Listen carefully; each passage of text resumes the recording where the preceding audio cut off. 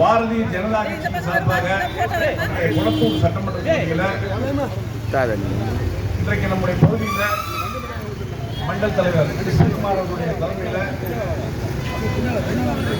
மயில் வாகனம் மகேஷ் அவர்களுடைய நாகேஷ் அவருடைய முன்னிலையில் ஏஎஸ் கண்ணன் மற்றும் பொதுச் செயலாளர் லலிதா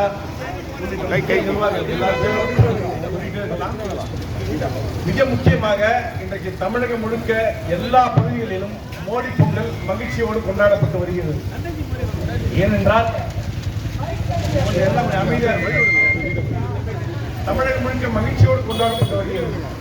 ஏனென்றால் இந்த 5 ஆண்டு கால திமுக ஆட்சி அகற்றப்பட வேண்டும், மக்கள் விரோத ஆட்சி ஒழிக்கப்பட வேண்டும்.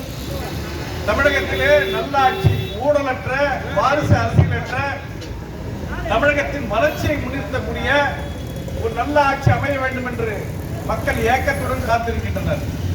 இந்த 5 ஆண்டு கால ஆட்சியில விலைவாசி உயர்வு, அரசியல் படுகொலைகள், ரவுடிசம், எல்லா சங்கங்களும் தமிழ்நாட்டில் உள்ள டாக்டர்கள் சங்கம், விவசாயிகள் சங்கம், நர்சுகள் சங்கம், சாலை தொழிலாளர் சங்கம், மின்சார வாரிய சங்கம், அரசு ஊழியர் சங்கம், எல்லா சங்கங்களும், ஆசிரியர் சங்கங்கள் கூட இன்றைக்கு போராட்டங்களை விதிக்கின்றன. இன்றைக்கு எங்கும் போராட்டம், காவல்துறை அடக்குமுறை என்ற தமிழகமே இன்றைக்கு வன்முறையின் உச்சகட்டமாக இன்றைக்கு தமிழக அரசுடைய ஆட்சியில மக்கள் துன்பப்படுகின்றனர். இன்றைக்கு மக்கள் அனைவருமே 2026 சட்டமன்ற தேர்தல் எப்பொழுது வரும், நாம் எப்பொழுது தேசிய ஜனநாயக கூட்டணி பாஜக அதிமுக கூட்டணியை வெற்றி பெற வைத்து இந்த தீய சக்தி திமுகவை வீழ்த்துவோம் என்று காத்திருக்கின்றனர். தைப்பிறந்தால் வழிபிறக்கும் என்பது போல இன்றைக்கு இந்த தைப்பொங்கலை முன்னிட்டு இன்றைக்கு பாரதிய ஜனதா கட்சி இங்கே உங்களுக்கு கரும்பு உட்பட பல்வேறு நல திட்ட உதவிகளை வழங்கியிருக்கின்றார்கள். இன்றைக்கு தமிழக அரசு 3000 ரூபாய் பொங்கல் பரிசாக அறிவித்திருக்கின்றது.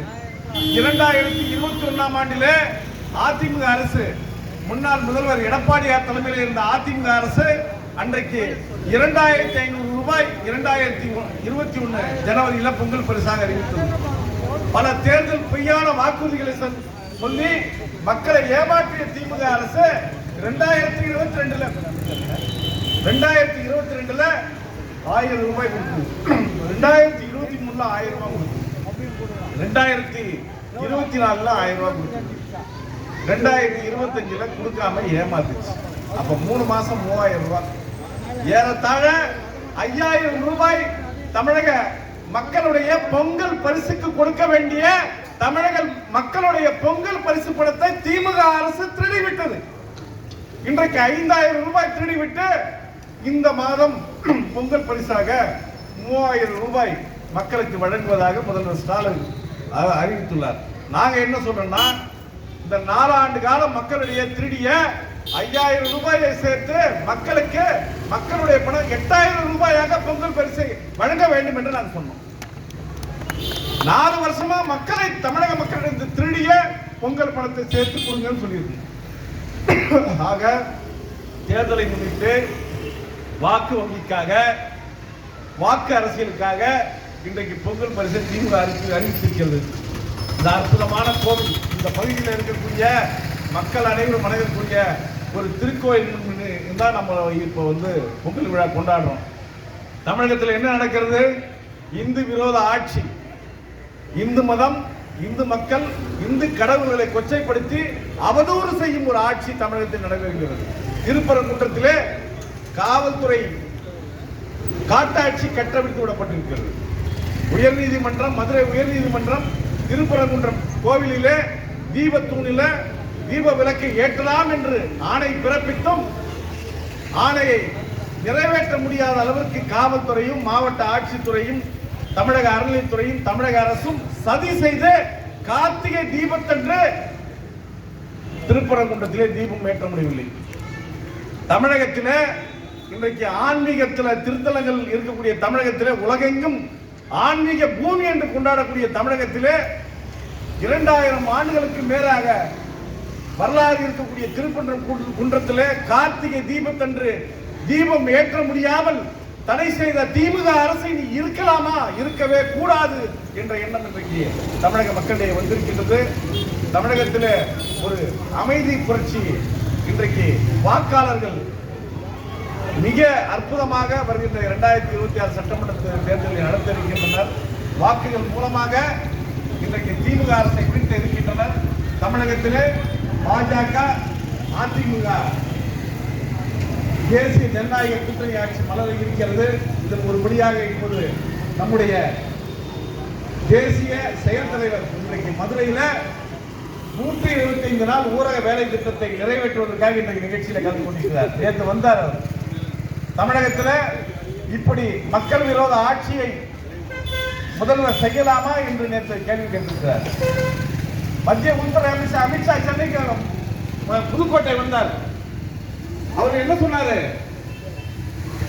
இந்த முதல்வர் ஸ்டாலின் அவர்களே பாஜக என்ன செய்தது, மோடி அரசு என்ன செய்தது சொல்லல.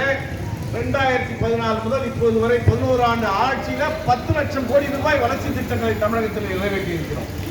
ஆனால் திமுக அரசு அங்க வைத்த போது, காங்கிரஸ் அங்க வைத்த போது 1.5 லட்சம் கோடி தான் கொடுத்தீங்க. இந்த கணக்கை மறைத்து மறந்து ஏன் மக்களை ஏமாற்றுகிறீர்கள், பொய் சொல்லுங்கள் என்று கேட்டார். 20% கட்டிங் அரசு திமுக அரசு என்று மத்திய உள்துறை அமைச்சர் வெளிப்படையாக சொல்றாரு. மத்திய நிதித்துறை அமைச்சர் நிர்மலா சீதாராமன் என்ன சொல்றாங்க?